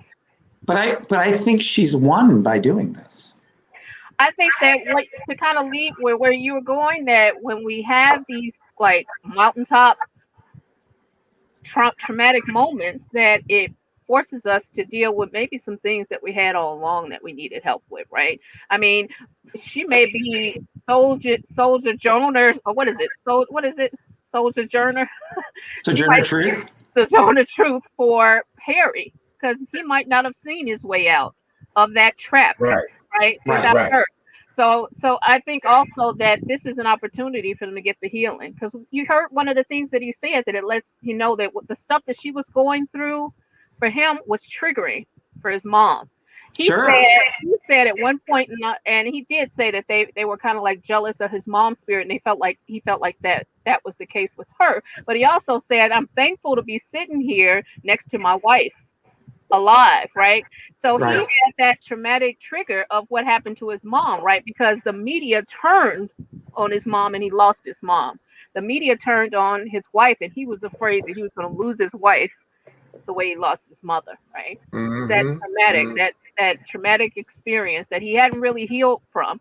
Well, I heard a reporter say that in that house, in the royal household, they have to have this stiff upper lip where they harden their hearts in some respects, man. Right. And that's how they get through to the next thing, or hide the things that they never really dealt with. And so he said it takes for them to almost kind of crumble that stiff upper lip for him to be vulnerable enough to really kind of deal with his healing. So he'll experience some freedom that he probably has never experienced in his life from being free from that family. That to me is a win. And I also wonder about her dad, because her dad was going and doing these interviews. Her dad's Caucasian. I don't know what their relationship was like. And then she came to him really at a vulnerable place and say, listen, they actually are saying that they will spin this. They will use their PR people and spin this, but they said they only got one. And so if I use this now with you and supposedly doing these interviews, if something comes up with our kids, I won't be able to do it again. So I need for you to tell me the truth. Did you do these interviews or not? And she said he refused to be honest about that. Yep. And it happens all day, every day. I've had it to happen. It happens a lot of times. Your parent may not be on the up and up about a lot of things, and it's a mess. It really is. Tony, what do you think about all of this? Well, I think it's a growth opportunity for everybody. The question is, who's going to participate in it? Who will see it as a gift? Who will use it as positive change and who won't? And this happens all the time. I mean, it happens to, all of us LGBT people when we come out to our families, we grow, we find freedom. Will our families choose also to find freedom, or will they stay stuck in the past or stuck in their trap? We see it with people who are in, and I want to be very careful how I want to say this. People who grow up in very traditional faith communities, and if you love living by those rules, then it's the right place for you. But if you're growing up in one of those communities and you don't want to play by those rules, then all of a sudden you don't fit and you get ejected. And the question is, what do you do with your freedom and with that gift? And will anybody in that environment continue to follow you? And so there are many contexts when this comes up over and over again. With parents, it's so hard. I mean, that dynamic of Can I circle back around for a moment? Because Watika, I think, made a beautiful comment earlier, and I really wanted to touch on it. And that one right there. There it is. Yep. And you know, you asked the question, why does color matter? And I think that in my experience, because it certainly is true of Jews too, that, you know, in societies where anti-racism is an issue, it doesn't matter whether we look like them or sound like them. It doesn't matter whether we have one parent or several grandparents who are not Jewish. As long as we got that drop of blood in us, we're the target, right? And, you know, and many of my family lost their life in Europe because they were the target. And prior to that, many of my family lost their life in Russia in the 1880s. You know, my grandmother left Romania in 1898 when there were lynching mobs riding through the city in which she lived, wantonly killing Jews. So there's that thing about what's us and what's not us, right? And so whether you're oppressor or oppressed, there's something at least about the comfort of knowing what is us and what isn't us. And then there are the people who stride the middle. So whether they're biracial or bisexual or transgender or, you know, anything that doesn't fit, right, in the middle. So, I mean, like, there are hardly any Jews in the world. So we're neither Christians nor Muslims, and in both cases, both have an absolute philosophy that says this is the way, and now your neighbor is Jewish saying, yeah, maybe that's your way, there's another way, right? So what's your choice? You either destroy the person who challenges your frame, or you challenge your frame. And most people don't want to challenge their frame. They don't want to challenge the frame of black or white. They don't want to challenge the frame of male or female. They don't want to challenge the frame of, is my method of faith the only way, or is it one of God's many ways? And so that person that's in the middle becomes the target. And it's a tough place. It's a tough place. So yeah. I think the key is that, you know, people aren't defined by other people. You have to really kind of just define and decide who you are. And I don't think anybody can label you in that way. And I feel like for him, he's, when I say him, I'm saying Prince Harry is figuring out who he is now, his identity. For her, I don't know what her experiences are, but, you know, maybe as a lighter complexion Black person, she experienced discrimination on a level that she hadn't before, right? And so while she said that if people in their social isolation and COVID, it understood what she went through, right, being trapped. Right. Maybe she also was able to identify on some other level with, you know, some African American people who have, you know, experienced discrimination at the level that she did. You know, maybe not at the level she did, but you know what I mean. And so I think that there's always lessons to be learned. I hate seeing somebody wanting to end their life and not wanting to be here anymore. So I hate seeing that reality. Oh, yes. And I think that it could have been a very different story if she hadn't had Harry on her side, right? That could have been a different ending or story. But for them to have the callousness to say, hey, that doesn't look good. The optics don't look good if you go and get help. So sorry. Right. And notice who they glossed over. Prince Andrew. Right. Just no acknowledgement whatsoever. Why no investigation into him. You know, doing their best to protect him because he's a white boy, and boys will be boys, won't they? Mm-hmm. Yeah. Interesting. Boy, this has been an interesting dialogue. It really has. Is there anything else we need to cover with this? Any other messages or points? Tony, I appreciate the fact that you're telling these people to get that shot, get that vaccine. I'm glad I got it. I'm ready to move forward again. What else you want these people to know, Tony? Can I ask a question? Just Sure. At the risk of pushing our conversation out a moment longer. We got a few more minutes. Can we do it? Oh, absolutely. We got plenty of time. Yes. Okay. So I'm just going to throw 3 names out there. Mm-hmm. Barack Obama, Meghan Markle, Kamala Harris. So why isn't Obama a Caucasian president? Why isn't Kamala Harris our first Indian president? And why isn't Meghan Markle Caucasian? Because they are not. They were. They. Why? He was like, wait a minute, no, you tell me. Well, right. I mean, I'm fascinated by this. I mean, Barack Obama is half Caucasian and half African American. So why is he an African American president? Why isn't he a Caucasian president? Why is the glass this and not that?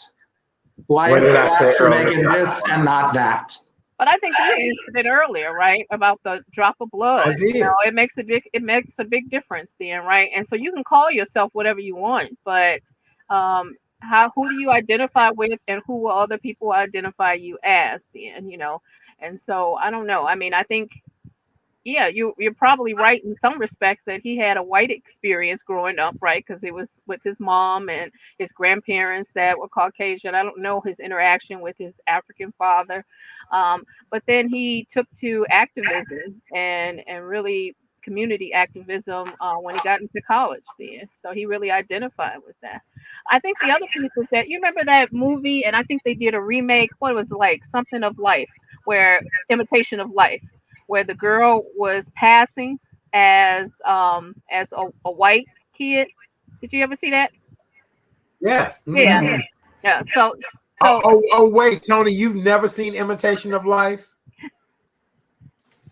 There are 2 versions of it. That's okay. That's all right, Tony. Yeah, don't feel bad, Tony. I almost got my black card taken away a few years ago. I was really old when I saw it, and I told a group of black people, I was like, no, I've never seen it, and I thought they were gonna push me out of the window because they couldn't believe it. So don't feel bad. Yes. Okay. Are you taking, Dr. Wanda? Chat Daddy, are you taking my black card away? No, you good. You good. We'll let you pass on that one. But you guys, you know what? It's gonna expire. It's gonna expire if you don't see that movie in 7 days, though. So you got. Oh Lord, and it's 2 versions of it, Tony. So you got to binge watch. But yes, sir. Yes. The premise of it is that the girl was very, light complexion, black, and she passed as white. But her mom was a housekeeper and a darker complexion, and she was ashamed. She didn't want her mother to come up. So they thought that she was like one of the housekeepers coming to. And once they found out that she had so much shame and anger at her mom, for like revealing that she was her mother then, right? But I think that this world has created that where people don't want to be discriminated against, right? It's easy, I guess, for some people like probably her to have passed, but in doing that, she would have in some ways turned her back on her mom, right? Or told her mom that I don't want to be connected to you in that way then in your experience. And so I'm glad that she didn't do that. But the reality is that there have been people throughout history who have tried to pass or who have passed because it's an easier pathway, right? You don't have all the heartache and the bias, the extra layers of barriers to accomplish the same thing, right? People could take that route in cases like her, if she wanted to, except when it came to her going into the royal family. So I think that, it's unfortunate that the path is laid out and that we live in a world where people devalue you. Like that's a dirty thing, right? And we should have this level of pride. I don't like when, this is my own thing, I don't like when people say, I don't see color. I want you to see me as a black woman. I just don't want you to see me as less intelligent, less motivated, less enterprising. I want you to be able to ask me about my experience, not assume what my experience is, So those are the things that when people really embrace you. When people say I don't see color, then I don't think they're being honest about that. Right. And they're masking whatever they're masking then. And I'm like, let's have some real dialogue. If that had happened at the royal family, it might have been in an uproar. They probably could have contained it, but they would be so much better now, right? Instead of having this split family and then all this stuff is kind of exposed to the air. If they had said, listen, we don't understand. You're the first one we let in, but let's have this conversation. Right? What's Right. this all You're about? the first one now. Right. And, Yeah. and who knows, it may be ultimately that they work it out, It could be. Never I know. mean, but I so admire that they stepped out there. And I think that the impact that they are having is so much bigger than they would have had otherwise. What a gift. What a gift. I mean, and I mean, there's so many of us who have come out in different ways, whether it's this or something else. And just what a gift. What a gift she's been to people who've been afraid to talk about mental health. I mean, it's and I would say, by the way, to anybody in the listening audience, if you're having a tough time, I mean, you remember, Chat Daddy, when we were last on together? That's what I was going to say right there. We had a gentleman who was in bad shape because the epidemic was doing bad stuff to him economically, and he was deeply depressed. And I was a little worried for him. This is the time to ask for help. This is the time to get help.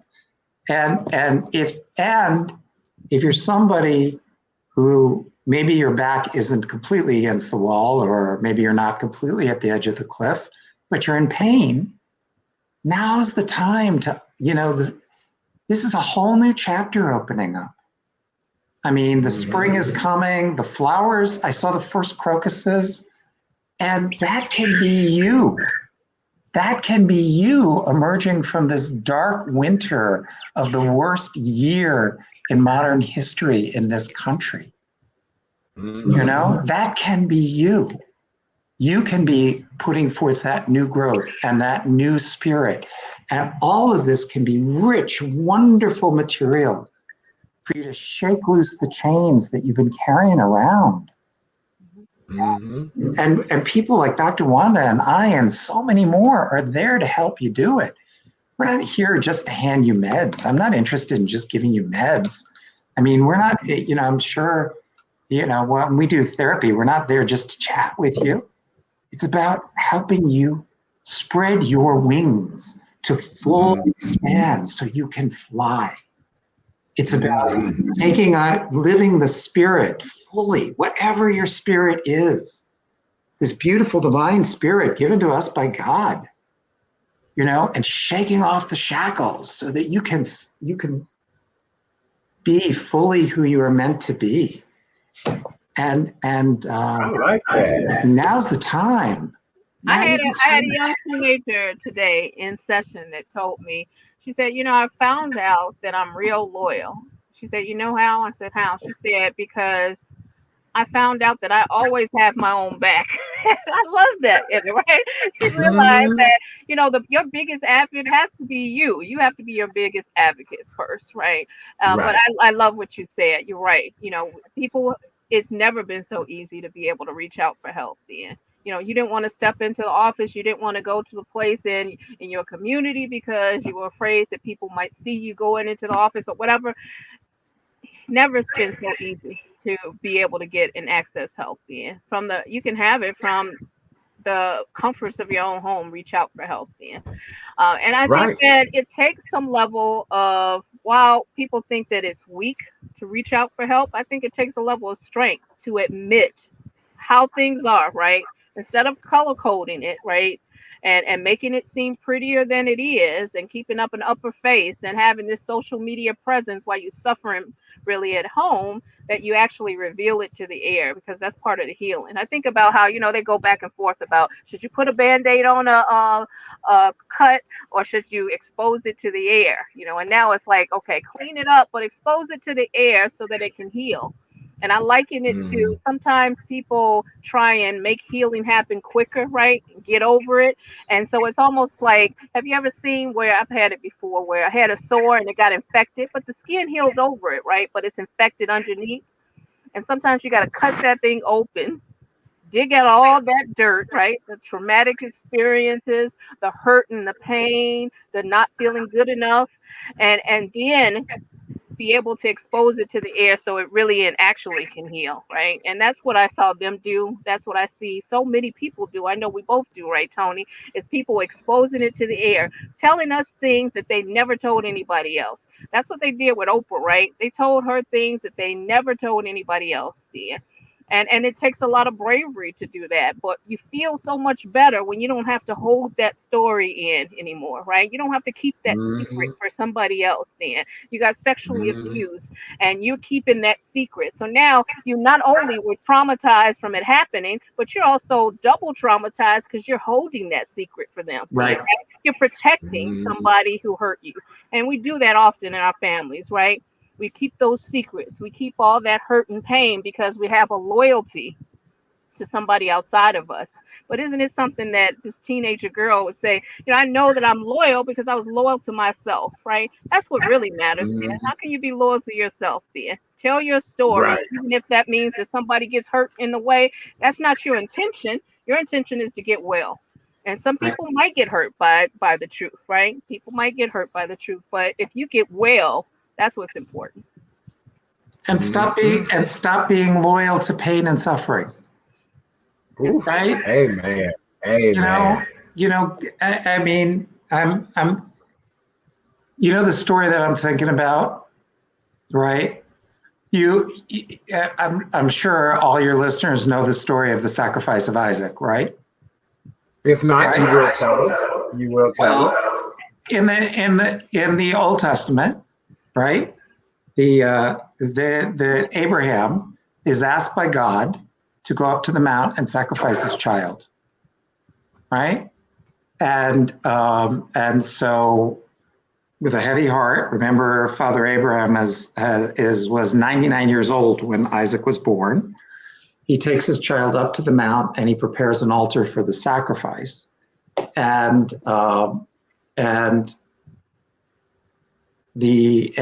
he lays Isaac on that, and Isaac says, "Where is the goat for the sacrifice, or the lamb for the sacrifice? I forget which." And Abraham says, "God will provide us the lamb," right?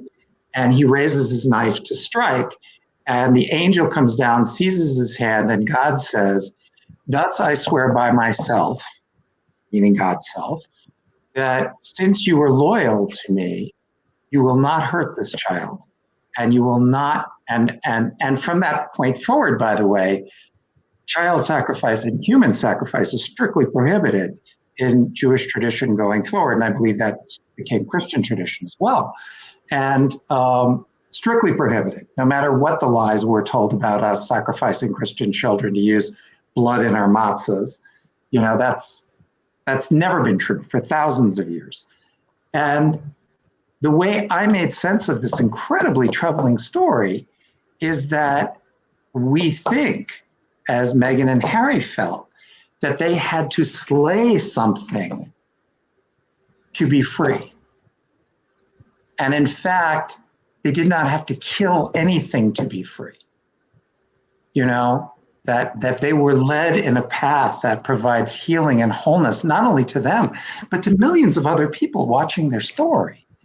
And so when we too are faced with this situation where we feel that we are going to sacrifice everything by revealing this thing. So for those of us who come out as gay, lesbian, bisexual, or transgender, very often it's that feeling of, I will lose everything I have. I will lose my family. I will lose my God. I will lose my children. And yet I will die if I don't do this. It's that choice of raising the knife to strike. And what we find is God does not require that of us. God does not require us to lose everything, not our families, not our God, not our children, not our livelihoods. And so this powerful story from thousands of years ago speaks to us again today. If you feel that to reveal these things would be to cause such harm, remember, God is not requiring you to cause harm and destroy in order to be saved and healed. What is most precious to you to be saved and healed. And anyway, I don't know if that's too much of a diversion. I mean, I guess this should leave speechifying to the men of God, but it's not required of us, Right. We are called upon to be loyal to the truth and to healing and to walk forward. That's right. Very good. All right. Sorry about that. All right. No, that's all right. That's all right. Great comments. Yeah, you spot on. You really are. You really, really are. And actually, that was good. Anything else, Tony, before we skedoodle? Aren't you tired of me running my mouth by now? No, you. This is what this show is about: to inform, educate, uplift people, all of that great stuff. Anything else you want to add before we move on? I want to say to all of you people, you beautiful, beautiful children of God out there listening, we are headed out. We are coming out of the valley of the shadow of death. So please take care of yourself. Remember, there's going to be an aftermath. If you have been traumatized, now's the time to get help. Now's the time to get the healing now. Don't carry this year with you, other than as a way to make you stronger and prouder of who you were and what you did this year. The way you survived, the way you moved forward. That's what I have to say. Well, and with that being said, his website is AlanTonyAmberg.com, AlanTonyAmberg.com. Support my friend. He does a great job. Tony, you could almost run for president there. I felt a little presidential, machismo. I felt almost like there'll be a chicken in every pot, Tony. That's what I felt like you were saying. I would be Dr. Wanda's vice president gladly. That is so wonderful. I was ready to go vote. I was going to do a write-in right about now. Me too. And I just want you all to, just get me a network. That's all I want is a network. Let me just program shows. Some of the best shows you've ever seen. And I'm not talking about just all of me. I'm talking about just wonderful programming. 24 hours a day, 7 days a week. All right. Well, Tony, we love you, my friend. Don't go anywhere. Dr. Wanda Parker, give us all of your wonderful information and all that great stuff. Close us out, please. Yeah. So, much of what Tony said, I don't think it was anything that you said that I didn't agree with. This is the time. And I think that, here's the thing that I think a lot of times people think. They say, you know what, I'm not ready to go down that road, or they feel like I'll do it tomorrow. And tomorrow is not promised to us. And tomorrow can be a lot better if you work on those things that have been haunting you, that you've been holding on to for all those years, then the help that you need. So, yeah, you can reach me at Dr. Wanda Therapy and Consulting Services.com, Dr. Wanda Therapy and Consulting on Facebook. But, I encourage you, take the first step. I always say, if you take the first step, you have one session, you have one time that you reach out and you get help. If it doesn't work out, then that one didn't work. And you can try it again, because now it'll be easier because you already took the first step. Yeah, right. But again, if you get healed, if you work on all that stuff that you've been carrying around, it's amazing how life looks different. I always say that trauma changes you. It's like you have lenses that are lifted off and you see world in a different way. You experience relationships in a different way when you've gotten the healing that you need. So, please do. It starts with a call.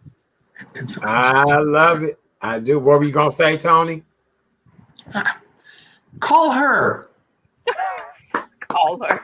Call us. Call him. Call him. He good. She good. I'm good. But they good. They real good.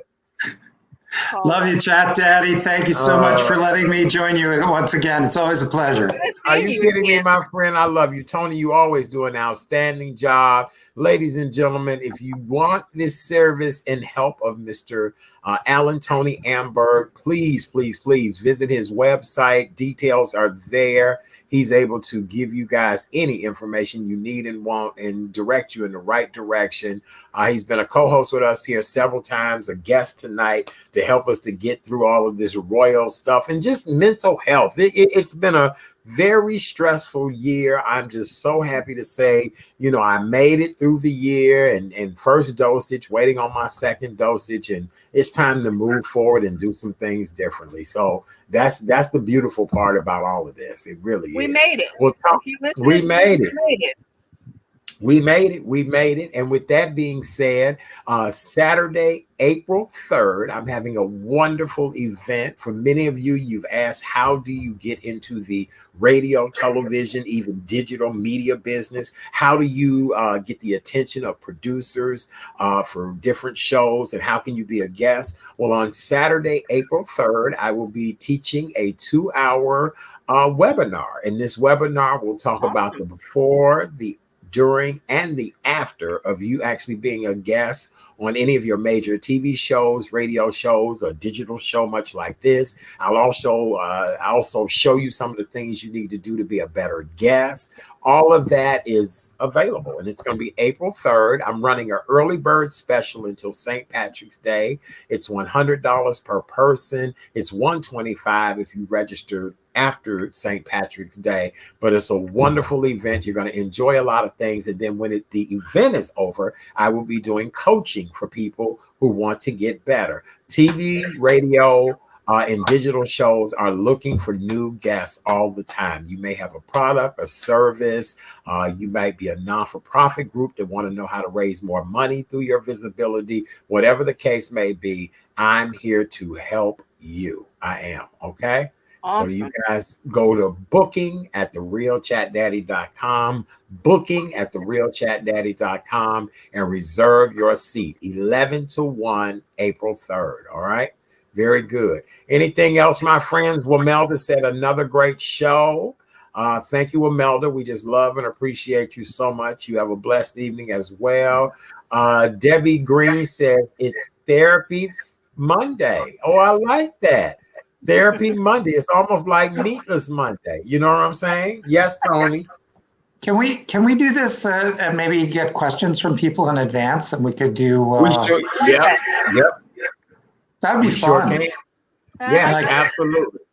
I'm gonna pitch you two on an idea real soon anyway. So just hold tight. We're redeveloping some things during the month of April, and when we come back after our hiatus, we're going to have some new and interesting segments and a new digital platform we'll be broadcasting from. So yes, absolutely. Thank you, Candace. We love and appreciate you so much. Candace says she enjoyed the show tonight. On behalf of our wonderful guest, Mr. Alan Tony Amberg, this is how you guys can find him. He has a wonderful, wonderful website, interactive. He's able to give you any information and directions you may need. That's how you find him. Our Women's History Month honoree tonight is none other than Dr. Wanda. We really do appreciate you so much, Dr. Wanda. Always an outstanding job. And don't forget, tomorrow night, we have Bishop Damone Seraphin in the house, and we're going to talk about people of the cloth and when they have to step outside themselves. Tony has on his suspenders tonight, and eventually he'll have to. I do too. I think they're fabulous, Tony. I do. Are they button in or snap on? What a question. What kind of gay man do you take me for? Okay, all right. So buttons. Yeah, okay, buttons. All right. I just had to ask Tony. I had to ask, oh yeah, you real gay. I love you. That's right. We put buttons in. No, he's right. He's right. He out right. You do something, you do it all the way, man. That's right. That's right. That's right. A well-tailored man. We have the buttons put in, and that's right. 9 times out of 10, it's the gay dudes that do it. Right. Yes. Amen. I love it. Very good. Well, Tony, I knew you would be classy with that. I knew. That's too funny. And our co-host again tonight, Dr. Wanda, we just love and appreciate her. You guys go to her website, Find out about her support system that she offers. She offers great therapy for a lot of wonderful people. What else do I need to remind you guys? Please get booked for April. It's beautiful, 3rd. by the way. Yes. I just looked at the website. It's beautiful. Oh, what is it snowing outside? Oh, her website. Oh, I look. I'm just hearing what he's saying. There are resources there too, a resource page. So you Yes. can also go there and get some numbers. But again, you don't have to come to me. I want people to just get help. Right? Yes. I just Period. want them to get help. Yeah. Period. All right, so listen, please go to The Real Chat Daddy Show on YouTube, The Real Chat Daddy Show on YouTube. Please subscribe to my page. I would really appreciate it. Facebook, The Real Chat Daddy Show as well. We're on TikTok now at ChatDaddy_1. I'll tell you guys more about that. We're going to talk about social media on the show coming up. All right, let's see what else we got here before we run out. Watika says she's laughing her butt off. Thank you, Watika. We love you so much. Debbie Green, we love you as well, too. You guys have a beautiful and wonderful night. On behalf of our guest, Mr. Tony Amberg, Dr. Wanda, and yours truly, we are out of here. Be careful. I'll see you guys tomorrow night at 7. Good night. Wear your mask, wash your hands, social distance. And if you're not feeling well, keep your ass in the house. Bye. We love you guys. We're out.